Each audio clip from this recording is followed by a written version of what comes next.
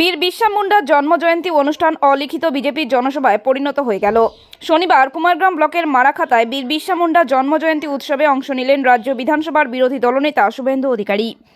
অখিল ভারতীয় আদিবাসী বিকাশ পরিষদের উদ্যোগে ওই অনুষ্ঠানের আয়োজন করা হয়। রাজ্য বিধানসভার বিরোধী দলনেতা ছাড়াও উপস্থিত ছিলেন কেন্দ্রীয় সংখ্যালঘু বিষয়ক প্রতিমন্ত্রী জন বাল্লা, কুমারগ্রামের বিধায়ক মনোজ কুমার ওরাও, মাদারিহাটের বিধায়ক মনোজ টিগ্গা, কালচিনির বিধায়ক বিশাল নামা, ফালাকাটার বিধায়ক দীপক বর্মন, শিলিগুড়ির বিধায়ক শঙ্কর ঘোষ, মাথাভাঙার বিধায়ক সুশীল বর্মন, ডাবগ্রাম ফুলবাড়ির বিধায়ক শিখা চ্যাটার্জি, ফাঁসি দেওয়ার বিধায়ক দুর্গা মুর্মু, আলিপুরদুয়ারের প্রাক্তন সাংসদ দশরথ তির্কি, ধূপগুড়ির প্রাক্তন বিধায়ক মিতালি রায় সহ অন্যান্যরা। কয়েক হাজার দর্শকের উপস্থিতিতে এক ঝাঁক বিজেপি নেতার উপস্থিতি অলিখিত লোকসভা ভোটের প্রথম জনসভা মনে করছেন রাজনৈতিক বিশেষজ্ঞদের একাংশ। এদিন বিধায়ক মনোজ কুমার ওরাওয়ের বিধানসভা এলাকায় এক ঝাঁক আদিবাসী নেতাদের পেয়ে খুশি আদিবাসী মহলের বাসিন্দারা। লোকসভা ভোট আসন্ন, এরই মধ্যে বিজেপি দুর্গকুমার গ্রামে এসে পা রেখেছেন রাজ্যের বিরোধী দলনেতা শুভেন্দু অধিকারী। স্বাভাবিকভাবেই শুভেন্দু অধিকারী মারাখাতায় আদিবাসী উৎসবে যোগদান করায় কপালে ভাঁজ পড়েছে তৃণমূলের, সেটা বলার অপেক্ষা রাখে না। বীর বিরসা মুন্ডার জন্মজয়ন্তী উপলক্ষে মঞ্চে আদিবাসী সাংস্কৃতিক অনুষ্ঠান পরিবেশিত হয়। স্বাধীনতা আন্দোলনে বীর বিরসা মুন্ডার অবদান নিয়ে বক্তব্য রাখেন বিশিষ্টজনেরা। সূত্রের খবর, কুমারগ্রাম বিধানসভা এলাকায় 35% আদিবাসী ভোট রয়েছে। তাছাড়া আলিপুরদুয়ার জেলাতেও আদিবাসী ভোটের সংখ্যাটাও কিন্তু নেহাত কম নয়। স্বাভাবিকভাবেই রাজ্যের বিরোধী দলনেতা শুভেন্দু অধিকারী সহ কেন্দ্রীয় প্রতিমন্ত্রী জন বাল্লা আবার আদিবাসী সমাজের মানুষের মন অনেকটাই জয় করে নিয়েছেন, যা কিনা লোকসভা ভোটের সাপের বর হয়ে দাঁড়াবে। কেন্দ্রীয় সরকার আদিবাসীদের জন্য অনেক প্রকল্প ঘোষণা করেছেন, কিন্তু সেই প্রকল্পগুলো বর্তমান রাজ্য সরকার পশ্চিমবঙ্গে করতে দিচ্ছেন না, এমনটাও অভিযোগ করলেন শুভেন্দু। তবে বিধায়ক মনোজ কুমার ওরাও জানিয়েছেন, চা বাগানের মানুষ বিজেপিকে ভোট দেবেন। तो अगर हमरे सच्चे में हमरे भी वीर बिरसा मुंडा हमार भगवान बाबा है के तो एक तल हमरे उमन के समान देवे के लगी आज उधर याद में हमरे दिल ही नहीं मनोज उराव दिल ही नहीं आज हमारे बीच में आके और इस मंच को हमें साथ देने के लिए ये इजहार रहा है। राजनीति रिश्ते और नाते के द्वारा हमारे पश्चिम बंगाल के जाबाज सुप्रीम लीडर, हमारे पश्चिम बंगाल के जाबाज सुप्रीम लीडर श्री शुभेंदु जी हमारे बीच में उनके द्वारा हमारे यहाँ उपस्थित हुए हैं।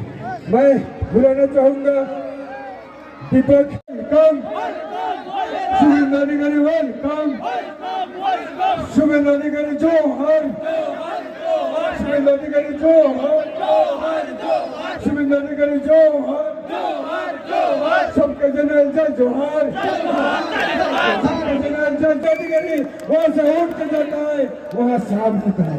इतना ताली बजाओ, इतना ताली बजाओ। Thank you, thank you.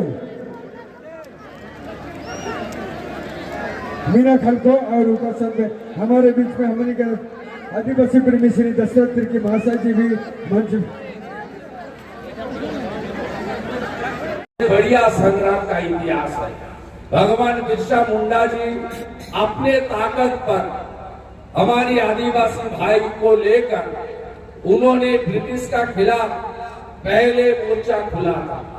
उसका बाद स्वतंत्रता संग्राम में पूरा देश कूद पड़ी। उसका बाद हमारी स्वतंत्रता संग्राम आई है। इस स्वतंत्रता संग्राम का जो सोपान उन्होंने भगवान बिरसा मुंडा ने रची थी। इसलिए भगवान बिरसा मुंडा जी का जन्म जयंती को पहले जितना भी सरकार दिल्ली में आई गई, बंगाल में, झारखंड में, बिहार में जितना सरकार आई और गई, कोई सम्मान नहीं दिया है।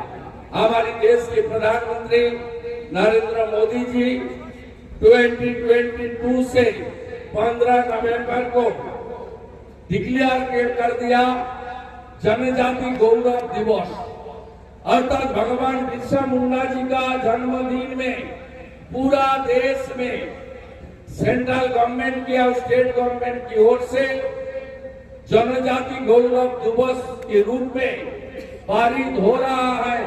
ये हमारे प्रधानमंत्री जी ने ऐलान किया। हर साल प्रधानमंत्री जी झारखंड में वीर भूमि में जाकर सरकार की ओर से देश की 140 करोड़ जनता की ओर से श्रद्धा सुमन अर्पित करती है।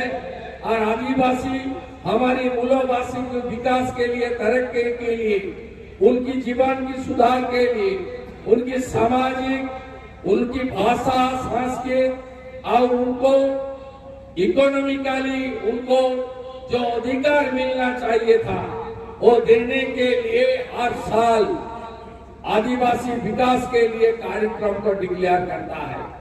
आप लोग दिल्ली में पहले किया है, 21 के पहले वहां भगवान बिरसा मुंडा जी का कोई मूर्ति नहीं था।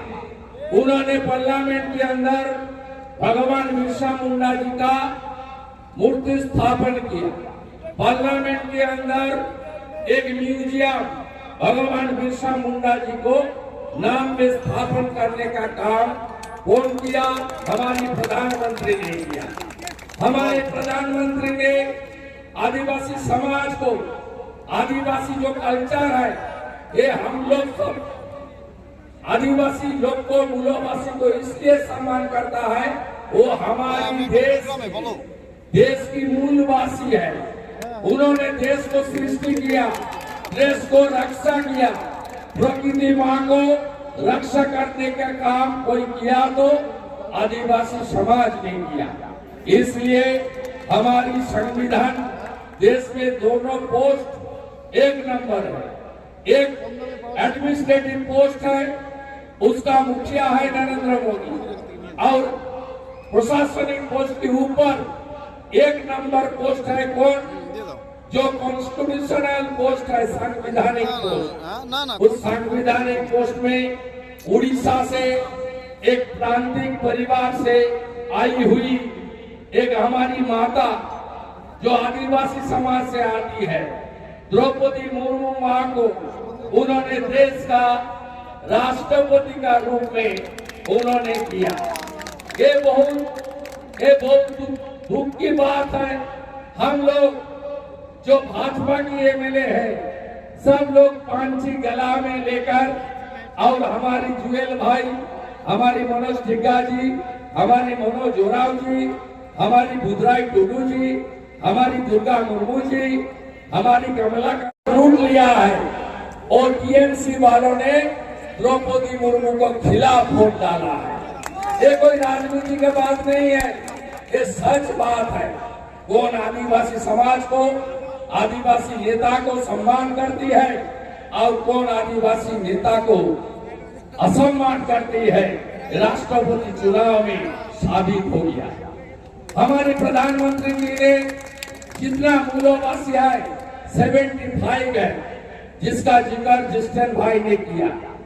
राभा से लेकर, कोच से लेकर जो मूलवासी है 75, उसको लिए हमारे प्रधानमंत्री जी ने 24,000 करोड़ अप्रूव किया है। उनको गांव का विकास, उनका घर का विकास, उनका अपने को विकास, इसको लिए 15 नवंबर इस साल झारखंड में वीर भूमि से ऐलान किया है। हमारी देश में जो 36,000 हमारी आदिवासी गांव आता है, उसमें भारत सरकार प्रोजेक्ट चला रहा है, लेकिन ये शर्म की बात है, बंगाल में ये काम नहीं हो रहा है। बंगाल सरकार ये सब काम नहीं कर रहा है। पूरा देश में नरेंद्र मोदी जी का लीडरशिप में 740 एकलव्य रेसिडेंशियल स्कूल चालू हुआ। पहले 100 था। इस सरकार मोदी जी ने, निर्मला सीतारमण जी ने बजट एलोकेशन किया। क्लास 1 से 12 तक आदिवासी समाज का लड़का लड़की लोग फ्री ऑफ कॉस्ट उसको एकलव्य रेसिडेंशियल स्कूल में रहना, पढ़ना, अपने फ्यूचर बनाने के लिए मौका देने का काम चल रहा है। ये भी दुख की बात है, बंगाल में सरकार ने जमीन नहीं दिया है। हर प्रदेश में, आप असम में जाइए, आप दूसरा प्रदेश में जाइए, सब प्रदेश में पार्टी से ऊपर उठकर सब हर आदिवासी एरिया में एकलव्य रेसिडेंशियल स्कूल चल रहा है। बंगाल में नहीं चल रहा है। ये सबको अधिकार अदा करने के लिए फिर एक बार आदिवासी विकास परिषद को जरूरत है तो सड़क में उतारना पड़ेगा अपने अधिकारों के लिए। जो काम उड़ीसा में हो रहा है, जो काम यूपी में हो रहा है, जो काम छत्तीसगढ़ में हो रहा है, क्यों हमारी बंगाल में ये विकास का काम, खास करके हमारी आदिवासी समाज का विकास का काम नहीं होगा? इस पे आवाज उठाना चाहिए। मैं मेरा बात खत्म करने के पहले फिर एक बार नरेंद्र मोदी जी को नमन करता हूँ। छत्तीसगढ़ में चुनाव हुआ, चुनाव में मोदी गारंटी का चमत्कार विजय हुआ। उन्होंने चीफ मिनिस्टर किसको बनाई?